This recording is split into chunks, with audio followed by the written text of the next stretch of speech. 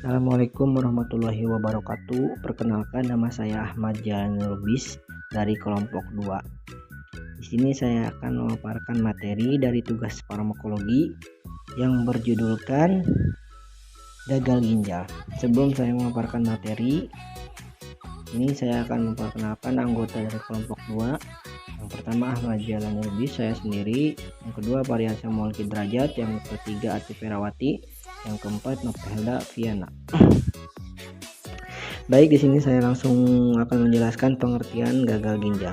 Jadi di sini ada gagal ginjal adalah kondisi di mana ginjal tidak dapat berfungsi secara normal untuk menghilangkan sisa-sisa metabolik dan produk limbah dari darah, sehingga dapat menyebabkan penumpukan toksin dan berbagai komplikasi.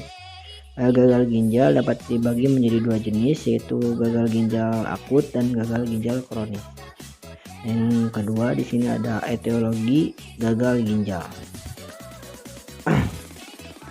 Faktor resiko yang dapat meningkatkan kemungkinan terjadinya gagal ginjal antara lain adalah yang pertama usia lanjut, yang kedua riwayat penyakit ginjal sebelumnya, yang ketiga hipertensi, yang keempat diabetes, kelima penggunaan obat-obatan yang dapat merusak ginjal, keenam trauma pada ginjal, dan yang ketujuh infeksi pada ginjal. Baik, materi selanjutnya akan dijelaskan oleh anggota yang lain. Silakan untuk Parian Samuel Kidrajat. Baik, selanjutnya ada patogenesis gagal ginjal. Proses patogenesis gagal ginjal melibatkan beberapa tahap, yaitu 1. Peningkatan tekanan darah yang dapat menyebabkan kerusakan pada pembuluh darah ginjal. Yang kedua, peningkatan produksi protein yang dapat menyebabkan penumpukan protein dalam darah. Yang ketiga, meningkatkan produksi asam urat yang dapat menyebabkan penumpukan asam urat dalam darah. Yang keempat, peningkatan produksi kreatinin yang dapat menyebabkan penumpukan kreatinin dalam darah. Konsekuensi gagal ginjal dapat berupa penumpukan toksin dalam darah. Yang kedua, berbagai komplikasi seperti gagal jantung, gagal paru, dan gagal hati. Selanjutnya ada manifestasi gagal ginjal.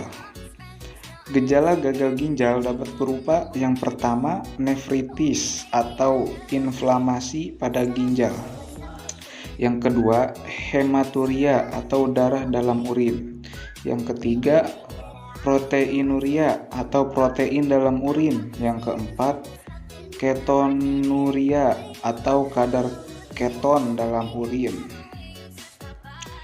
Yang kelima, ada nefrotik, yaitu penumpukan protein dalam urin. Yang keenam, ada komplikasi. Komplikasi gagal ginjal dapat berupa gagal jantung, gagal paru, gagal hati, dan koma.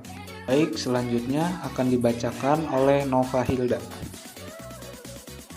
Yang kelima, pengobatan farmakologi gagal ginjal. Pengobatan farmakologi gagal ginjal dapat berupa berbagai obat-obatan seperti 1. Diuretik. Diuretik, obat yang dapat meningkatkan produksi urin. Contoh obatnya indapamid, furosemid, amilorid, dan mannitol. Yang kedua, antihipertensi. Antihipertensi, obat yang dapat mengurangi tekanan darah. Contoh obatnya angiotensin converting enzyme inhibitor, ACEI, captopril, lisinopril. Yang ketiga, antidiabetik, obat yang dapat mengurangi produksi protein dalam darah. Contoh obatnya metformin, sulfonylurea, meglitinin. Selanjutnya akan dilanjutkan oleh Ati Ferawati. Pengobatan non-farmakologi gagal ginjal. Yang pertama, diet. Diet yang dianjurkan untuk pasien gagal ginjal antara lain adalah diet rendah protein, diet rendah sodium, diet rendah kalori, dan diet yang mengandung banyak air. Selanjutnya terapi.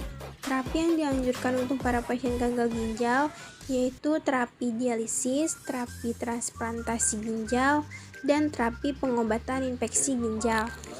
Yang terakhir, pendidikan.